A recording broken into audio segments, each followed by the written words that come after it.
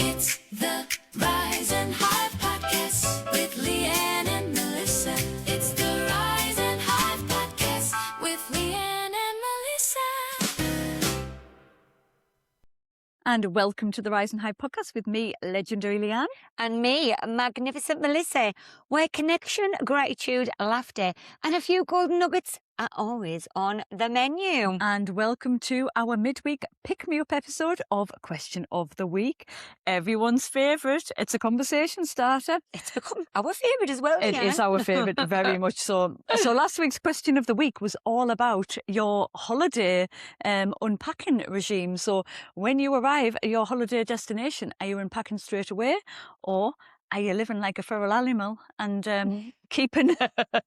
living out of that suitcase? So what have the streets been telling us? Well, I've actually not found anybody who is living feral. Oh, So yeah, the people on the street who I have spoken to, and just caveat here, we've done a quick turnaround in between episodes. Yes. So we haven't had as much to come back on. So I'm expecting we will be coming there back may on be this. more feedback. We will be. We've had to record 2 episodes quite close together. So we haven't had the same, but I have managed to get some feedback. I'm sure you have as I've well. got the feedback. We are committed, guys. We are ever the professional. So even though we aren't had a day, we're like, we need to get in there. So I'm going to say big up to Ed, who last night when I got home was like, oh, I was going to ask him today. So I sent him in a voice note and he's like, I'll come back tomorrow. And he is a man of his word. And he came in and he's updated me on what him and Carol do in a 4-minute voice note. A 4-minute... Do you know what? Can I ask the question Yeah. before we get into it? Did Ed previously communicate via voice note before Me. this?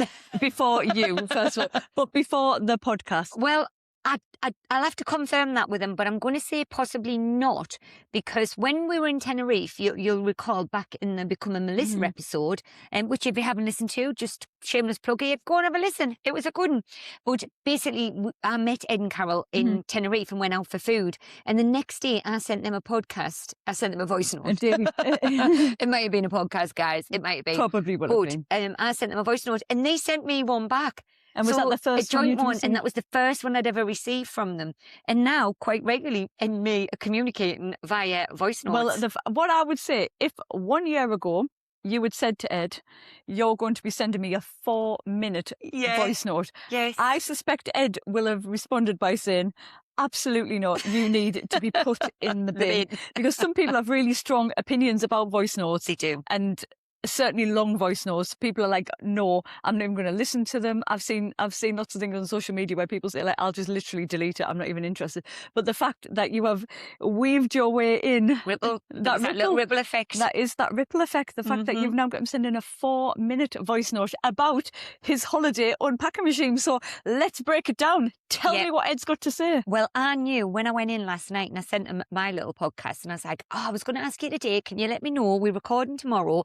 And I went, I'm going to make a guess, Ed. I think you're an unpacker. Anyway, he came back with a little text message and said, I'll come back in tomorrow. And he was like, you're absolutely right. I was like, yeah, I think Carol and Ed are unpacking. But yes, he has shared a little bit about his holiday routine as such. And I thought, oh, could be a larger question of the week. But I'll share today on Ed's. Well, this could involve this question into getting to know your friends, your colleagues, your family members. That's what we're all about. So he does unpack straight away. So he said, does not matter, same as me, doesn't matter what time of day it is, they're unpacking, they're getting into it. However, he said when they arrive back home, there's no quick routine in the same way. Oh, interesting. Yeah, because I have to say, if I get back and most of the time I will put the stuff in the washer. I'll have put a load in and I'll put it on a timer. So even if I'm going to bed, say it was like 2 o'clock in the morning, I'll have stuff ready so that the washing will be finished roughly when I'm... If only I knew how to work the timer on my washing machine. Does that make me really sad? Does that make me really sad? It's like, I'm timing thinking that at least there'll be a load. I would just put it in and leave it stinking for a couple of hours and then put it out in the morning. I think how bad's it going to get over a couple of hours? I've got a bit of a thing. I'm going to own this. I've got a bit of a thing about wet clothes being in the washing machine for too long. I know a I've lot of got a people do. real thing about wanting to remove them as quickly as possible, and I don't know why, because I don't think an hour or so is going to make any It difference. really isn't. But I do try to time things that I'm going to be removing them as quickly as Well, possible. we've learned something new today, There we haven't go. It's the moniker in me, guys. I've It got is the bits of it. I've got, well, there's lots of it in me. But yes, so he's not so sharp on the way back. I mean, I actually do know somebody who has said to me before, "Oh yeah, my case is still there a week later," and I'm like, "Oh no, no, no." Well, no, I no. have got a disclosure about this. So Come on. I have a hybrid approach. Mhm. We walk through the door, and I think I may have talked about this last week. We have our washing basket suitcase. So one suitcase, we leave a zip open. We just pop our dirty laundry in there as if it's the washing basket at home. When we get home, that case gets wheeled straight to the washing machine, and Yes. the first load is in. Whether it's 3 o'clock in the morning, whenever, we get a load in straight away. We are Yeah. on it, on the washing. Yeah. However, then there's obvious items that are easy to put away, but then there's like your miscellaneous items that need a bit Mhm. more. It's like it might need to go back in. I can't even think of an example, but things that just take a bit more sorting out. That goes on the bed, which actually I think some people will have strong views on about putting a suitcase on the bed, but I'll put it on the spare bed, the one I don't sleep on. Mhm. Chuck it on the bed, and then it just might live there. Or no, actually, not the big suitcase, but the items will go on the bed in the spare room, and then they might live there for a while. Now, there was one time we went on holiday, and 6 months later, my holiday clothes were still on the bed in the spare room. Now, what I do is I have like a bag, one of those. I always want to call them freeze-dried bags, where you suck the air out of them and it Yes. shrinks it down. What is the term for that? Can't think what the term is. Yeah, I don't Do we know know. what I Like mean? the vacuum bags, Vacuum aren't they? seal bag, Yes. vacuum seal bag. So I do keep my holiday wardrobe in a vacuum seal bag, but it needed to go back in the bag, and all I needed to do was carry the Hoover upstairs. And I don't even have a plug-in Hoover. We have a handheld, so it's not even that hard. Yeah, yeah. All I needed to do was carry the Hoover upstairs and suck the air out of it for it to go back in the drawer. But instead, the clothes just laid there for 6 months on the Yeah. bed. Well, I've got that's reminding me of confession. So I went away at the end of March, didn't I? On my first solo trip. Yes, I'm still proud of it.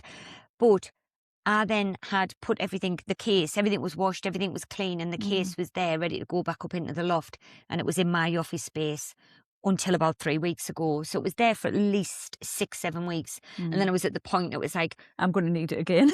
well, yes. Tell you what happens with me. There's little things that can be there, and then I'm starting to go, this house feels chaotic. I realise that You're I need living to in get a state really of chaos. I'm with you. organised. So it's not really chaos, but I'm like, what are the things that I need to really re-regulate myself again? And I love that feeling of just everything being Yes. organised in the house. And I was like, the case needs to go in the loft, and I put it on the landing. And I was like, Christopher, we need to get this in the loft. Well, now that Liam is ADHD medicated, he is on a mission. So I think our last holiday, he just put everything away. So he just took it out of my hands. Now he would be worse than me in days gone by. He would have just left the suitcase forevermore.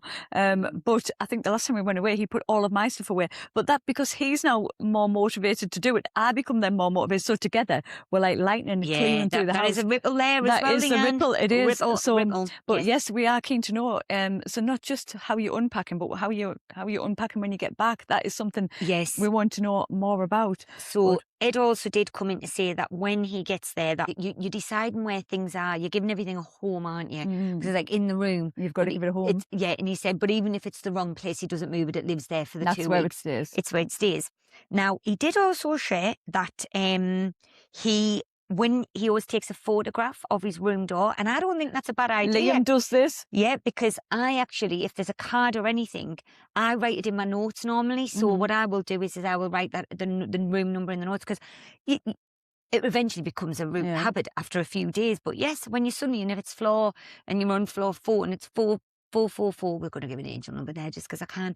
But yes, the room number. So he takes a photograph of that, and one of the other first things he does, unless he needs a wee, he goes and looks at the view out of the room. Oh, so yes, the first yeah. thing he'll do is go and look at the view. Yeah, we and room view alternate depending on which is highest priority. With you on that, Ed. I think we could be holiday buddies. Oh yes, I think we love could, that. I think we could Love all that. holiday in harmony together. Yes, he did share around about just suitcases and the soft and hard and etc. Oh, I'm keen to, because we go on holiday in 4 days' time, and I committed. So I've been borrowing my dad's suitcases for the last couple of years, and every time we've gone away, I've committed that I'm going to buy new suitcases for the next holiday. And every time it's come round, I'm like, Dad, can I borrow the suitcases? And after the last one, I was like, no, we are going to buy suitcases. However, we're 4 days out. Clearly, I've not started packing yet. And I still haven't got one. What's he saying? What's his inspo? Is he going for a soft shell because of the weight? Is that what he's saying? I think he's going. I feel like I need to fact check that again. No, 'cause just I go was with it. taking a lot of content in. I was like trying to listen and capture. I mean, we've literally just listened to the voice note as I was making this cuppa before we came to sit down. So there was something around about the hard and the soft. So we may need to just listen Well, to I'll it just again. fill 'Cause in the I feel blanks. like I reckon Ed's a soft shell I think man. that was what he was saying. I think he was. I think he had a bit of a disaster with a hard shell. This Ooh. is what I think he was saying. Okay, he's going to know. He bought some aftershave and the case got damaged and the aftershave leaked everywhere. Disaster. So now what he is doing is making sure anything that's clean, dirty in the case are very separate. And he didn't share this today, but he shared this with me in the past, and I do remember things. We once had a conversation around about toiletry bags, and he uses a carrier bag. Oh, yes. Yes, so he does have a carry bag that he sometimes brings into the office. You mocked I him. think it's And I do the same. We use the carrier bag technique in our packing. yeah. Sorry, I interrupted you. He brings it back into the office. Yeah, but he brings it back in, and I think it's like from Ibiza or something, and it is about 20 years old, this carry bag. But he's thinking of the environment. We hear you for that. We're not mocking that. But we were talking around about, I think it might have been after the episode where we'd been away together. You talked about us being away together, and I've got all the full size and all the everything. But he uses like a bag for his toiletries. But yes, that is to stop if he has any leakages, because he's had that happen. And actually, I thought about it afterwards. I was like, it's a very practical solution. Very practical. I'm with Ed on this. So I once had, I think it was some shampoo spilt into my suitcase and everything was covered in shampoo and stained all my suitcase. Since that point, I just get things and I'll group things into small carrier bags, but I'll just wrap them round and I create a waterproof situation. So I feel it unnecessary to be putting things into a travel bag or a toiletry bag. I do obviously have, I do have a toiletry bag for like my toothpaste and things like that, toothbrush, so I do have a small one and I have a makeup bag, but shampoo, conditioner, deodorant, suntan lotion, all of that gear, it's going in a bag for life. It's getting wrapped around and it's making sure I'm creating a waterproof container. And you know what? And you're right, because Christopher, I was so proud of him. Last year he had gone to Berlin and his aftershave leaked on a brand new North Face cream hoodie, like sweater. And it left an awful purple stain. So he actually went to the shops and translated in German how he could get something to take that out. And he bought, like, the Dr. Beckman or something. There was something there to get the little stain. And did he get it out? No. More or less. No. It did do a good job. I did some more work on it. You could barely see it. It's still a little stain, but you couldn't. But yes. So actually, yes, I think it's very practical. Very practical. Ed also did come in on the fact that his judgment on whether when he arrives at the hotel, if they get a welcome drink or not, because he said that is key to him. It's something very important. So even if it's non-alcoholic, he is wanting a welcome drink. I'm with you on that, Ed, as well. This is why we're going to be holiday buddies. Oh, yeah, it sounds like you. And I think you and Ed will also be looking for their adult-only hotels also as well. Yes, absolutely. So I think you could be holiday buddies. Yep. Ed, sort it out. You do the research. I hate looking for holidays. Actually, Ed's just got back from Mallorca and I was like, where are you going? Because we're going to Mallorca. And I was like, can you just tell me where you've been? And then I can just book where you've been. But actually, I don't think he loved the hotel he was at. No. So I think it was nice, but he said he wouldn't go back again. Yes. So I'm pleased I didn't. Luckily, he didn't know the name of the hotel because Carol, I think, had booked it. So he wasn't able to give me on the spot. Otherwise, I probably would have just stolen his hotel and booked there. Yeah. Thankfully, I didn't. Yeah. But so has he got any other insights, or is that because I think that was the main on Ed. I did get some also from Sarah, and was asking her. Now I already knew that Sarah was unpacking. I've been away with Sarah on numerous occasions. Many a tale. Maybe I'll just drop in the little one at the time. This was quite a few years ago when we were. This is like shows when you're best friends in love. One of us has been sick in the sink and one of us has been sick in the toilet because, you're on an all weekend girls, and it's like, this is friendship. I once used that toothbrush by accident as well, These things happen. Yeah, she is a very good roommate, But she does unpack, but she is a quick unpacker. She's in it. Jobs are good, bish, bash, bosh, got everything unpacked. Mark is going in. Now, I knew Mark would be an unpacker. I absolutely knew he would be. There's very similar traits that Mark does that are very similar. I'm like, yeah, that resonates with me. But he's actually taken a good few hours to unpack. Oh, Mark. Yeah. Now, so Sarah's like, what is he doing? However, what she said was, then when she's raking around and looking for things Yes. and doesn't know where she's put things, there's that element of Mark was very intentional of he's gone and thought, where's going to be the best place for this for the next 2 weeks? And obviously not. So yes. So that's my feedback. What feedback have you Well, got? I think the key feedback that I promised to report back on was Lee, who on his recent cruise, he wasn't unpacking, and your question to me was, where is he putting his dirty laundry? So I've I'm asked the intrigued. question. So there was a carrier bag Right. in front of the suitcase. That is where the dirty laundry is going. Right, okay. And then And is this carrier bag then on shore? Can you see it, or is it in somewhere out of I would out like of to think view? not. I feel you need to hide your dirty laundry. Like, we all know we have it, but I don't feel you On need your to holiday, just, you don't want it. you like, just don't need it there. no. I didn't obviously go, I didn't get that level of detail. I just messaged Joe and went, can I clarify, Lee, with his not unpacking, where does his dirty laundry go? Then myself and Joe frequently have a miscommunication. I may have told the story about when we met for 1-at-1 before. And so it's not like us to have a miscommunication. But then I said, what do you do with yours? And she said, in the front zip pouch of my unpacked case. I read that as in the zip pouch of my fully packed case in my head. And I was like, what, you don't unpack? And she was like, of course I unpack. It's the first thing I do. And I was like, well, why? And then I read the message properly and I was like, you've said the words unpacked case. But when I read unpacked, I visualized a fully packed case. So that's what he's doing. He's putting them in a carrier bag. Still unverified information if it is out on display or not. But I wonder how big this carrier bag is. I think it feel- needs to be a black sack rather I feel than it needs a carrier bin bag. I feel Yeah. it needs a bin bag because we Yeah. fill a full case. So Yeah, exactly. who knows? Who knows what's happening? So Although, when I was away on my solo trip, remember one of the things I learned? you were a light packer. A, I was a light packer, and B, you can wear the same thing twice, guys. You know, so I was wearing things on an evening and the next day Little I was like, rotation. but you know what? I can wear that again. That is okay. Nobody's judging me. Nobody was So, judging you. no. But that's that was the key feedback. So I think what we're saying is most people are unpacking. We haven't heard from anybody who is not other than Lee. So we want to hear from you. We need to start, and don't just stop at how you unpack them. We want to know about your holiday routine as well. We also want to know, what I'd like to know is, have you had any disasters?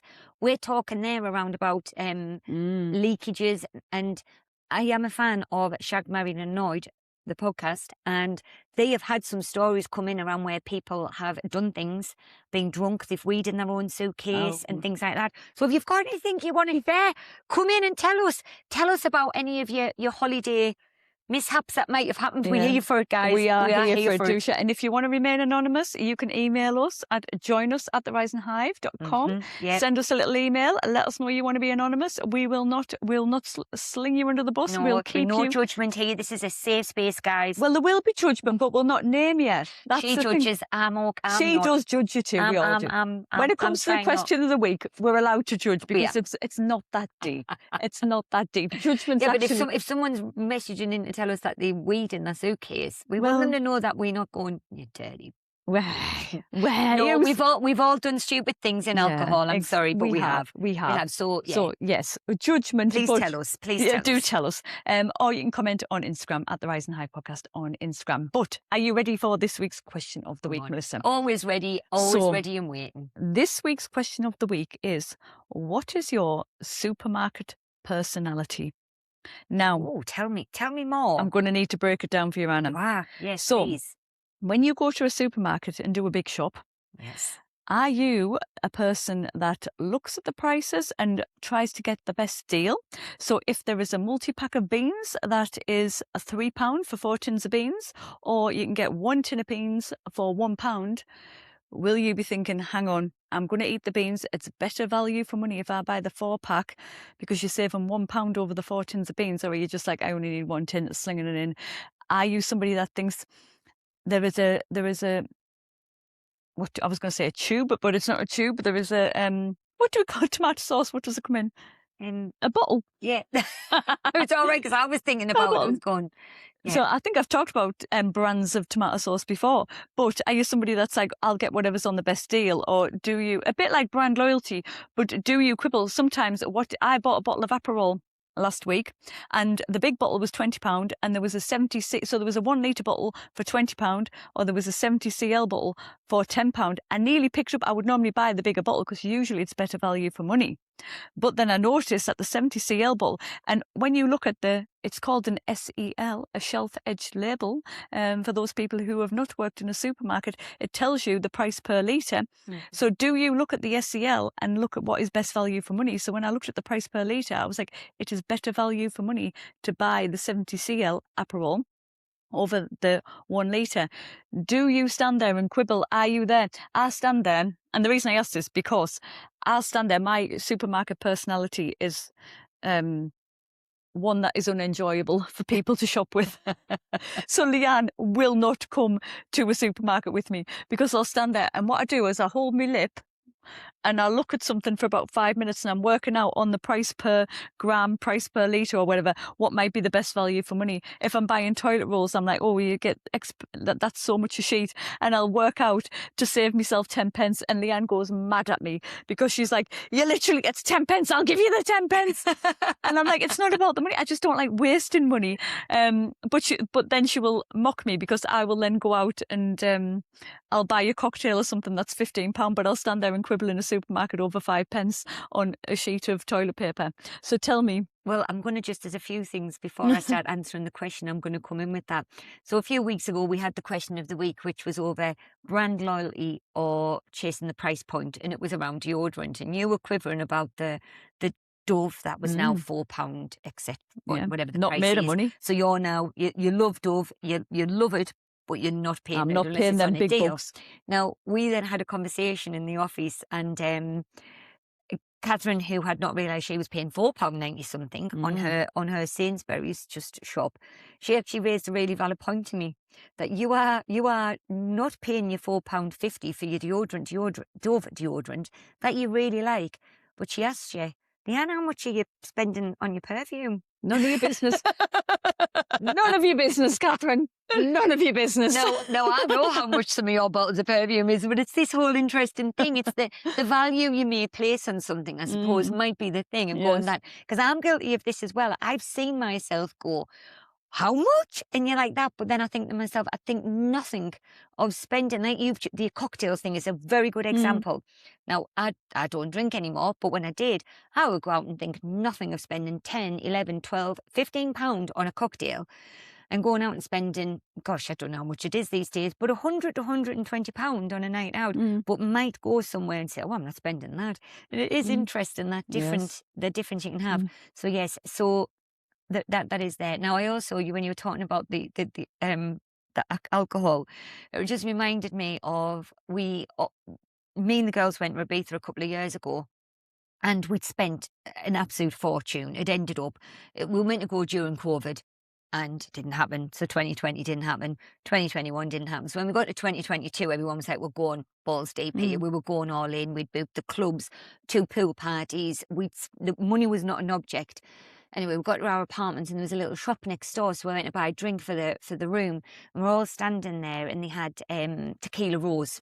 So we all loved it. We're like, oh, great drink to be having before we're going out. And we were like, well, we're all just going to buy a bottle for our own room, put it in the fridge. Lovely. And they had the tequila rose, cannot remember, would just say the bottle of tequila rose was €20. And then they had a knockoff brand that I think was like €17, and we all made the stupid mistake that we were going to buy the 17 euro bottle of non-branded tequila rose. It was absolutely disgusting. And afterwards we were all like, what were we thinking? We've spent thousands of pounds here on the holiday and the excursions and all the clothes we bought and everything. And we were standing there. I was like, we're wealthy women. Why did we saved €3? We saved €3 and we never drank it. It stayed there. Nobody touched it. We had Legend has it, it's still there. It could still be there. It could still be there. And it was like, why did we do that?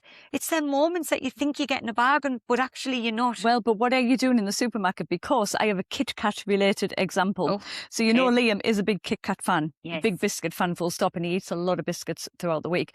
Now, there used to be a time when you could pick up a pack of Kit Kats for about £1.50 in Home Bargains. Not anymore. Those days are long gone. So I think they're in excess of £2 for a pack of 8, which for somebody like Liam who eats a sleeve a day is no good to us. So he downgraded, and he was started going on the Rockies. Now, I don't know if you remember, the Rockies back in the 90s were a very good chocolate bar. Yeah, they They used to have were. a really thick coating of chocolate. Yeah, They were delicious. yeah. I had one the other day and there was barely any chocolate on them. Now, you can get them for about 85 pence a packet. So he's buying them because he is a quantity over quality kind of guy. But so he won't pay the £2 something. But I had one of these Rockies and I was like, I do not want another one because they're not They just weren't- enjoyable. Yes. So Yeah. he won't pay the money on the Kit Kats anymore. He's also buying Little Zone, which I don't really enjoy either. Now, I won't suffer something that I don't enjoy. So I won't, if I do like something, I will pay the money. But if there's something where I'm not fussed, if I don't really mind. So tins of beans, for example, some people will only eat Heinz beans. I don't actually like Heinz beans. There's a revelation. Well, no, you've shared this with me before when I was with you. I do prefer a Branston. Branston, I feel. Branston is tastier. I don't eat a lot of beans, No, I but I don't. do prefer a Branston bean. Yes, but I don't even mind an Asda Zone. So I'll just go with whatever is on the best deal on that situation. But if I loved a Heinz bean, I would just get the Heinz beans. So that's my supermarket personality. Yeah. So I'm a mixture. I'm hybrid. That's what I would say. So it does just depend. And I have become more relaxed in the sense of moving away from brands in some instances and just getting the supermarket own make of certain things where I would have only. There was a point when I only would have bought Lurpak butter, and then Lurpak went ridiculously priced. I was like, People, they had to lock it down. They had to put security tags on it. I then stopped you buying like the butter, even the supermarket own brand of, which is then a butter, and I now buy a solid block of butter. So I prefer that than the spreadable one, and I think it's much nicer and tastier. But I'm buying the shop own brand make of that. So there is times that I will stand there, and I do know about that price that you're talking about, that you can look and you go, oh, what is the best deal? And you'll work that out. So sometimes I do that, and then other times I'm just, but I am trying to, hey, we in a cost of living crisis. We're in the cosy lives. We've got to be mindful and frugal. Yeah, absolutely. So I am a little bit that I will try now to get the best deal. But then there is something, if I really like it, I would not have it. I do remember a few years ago I worked with somebody, and they would say that if they'd been in the shop on a Friday and they had the crisps and the alcohol that they liked on an offer, they would buy them. If they hadn't had them on offer, they'd go without. And I'm like, no, like if you enjoy something, there's that whole balance of, if that's your thing and you really enjoy it, just have it. Just have it. Life's too short. Life is too short, but there have been times when I bought the Doritos Chili Heatwave and they've been on offer for like £1 or £1.50, and then I've gone the following week and they've been £2.50, and I'm like, they were £1 last week, and how are they £2.50? So sometimes there is that moment in me, but if I really wanted them, and that was the thing. If there was something similar that I liked, another like a maize-based snack, for example, that I was like, oh, I could fancy that as well. I would, if there was a few things, but if I really, really wanted the Chili Heatwave Doritos, I would just be like, let's throw caution to the wind and splash the £2.50. So it does vary. If you were to give your supermarket personality a name, what would it be? Mine, menace. I think that's how. I think that would be how my friends, certainly Liane, and that's how Liam would describe me. I do torture the life out of Liam. We very rarely do a big shop together, actually. So I think if I was to ask them to describe my supermarket personality, I think they would describe me as a grade A menace. If someone was to describe your supermarket personality in a shop, what would they describe you? You've caught me here. You've got me off guard, because I literally, as I was thinking that there, I am very hybrid. Can I tell you what for me is the biggest thing? What? Time. And how much time I have. Because if I'm on a supermarket sweep, I'm just going in, getting what I want, and it's like this. And I do you know one of the things that I like about Aldi? Because I shop at Aldi for most of my things, because I can't get decision paralysis. And it doesn't matter which one you go in. You very get around to where you want, Yeah. and I'm buying very similar things all of the time. So the only thing will be is if I'm not planning, if I'm sometimes just trying to think about, I want to do something different this week, and I might be a little bit, and I might get my phone out and look if I've got any recipes that I might want to do.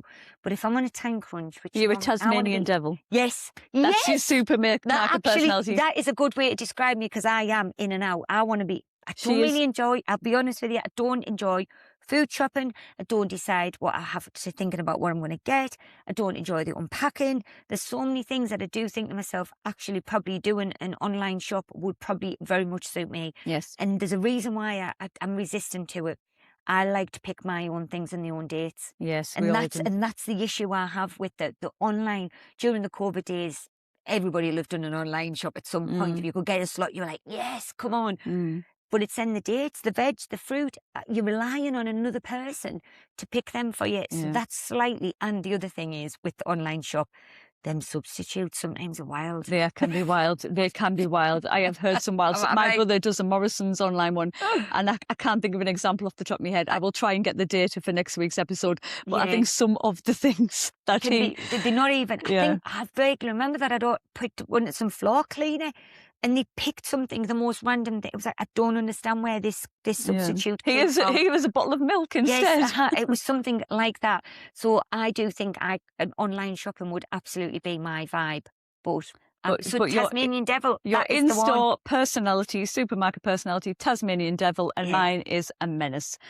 Okie doke. Well, we want to yeah. hear from you. What is your supermarket personality? What would you describe yourself as? What would your friends describe you as? We want to know what is most important to you when you are perusing the aisles of the supermarket. So talk about it with your friends, talk about it with your colleagues, talk about it with your family, and let us know. You can contact us at joinus@theriseandhive.com via email. You can comment on Instagram at The Rise and Hive Podcast. You can comment on wherever you listen to your podcast and let us know. We want to hear from you. Yes. And enjoy the rest of your week, guys. And Lots of love. It's the Rise and Hive Podcast with Liane and Melissa.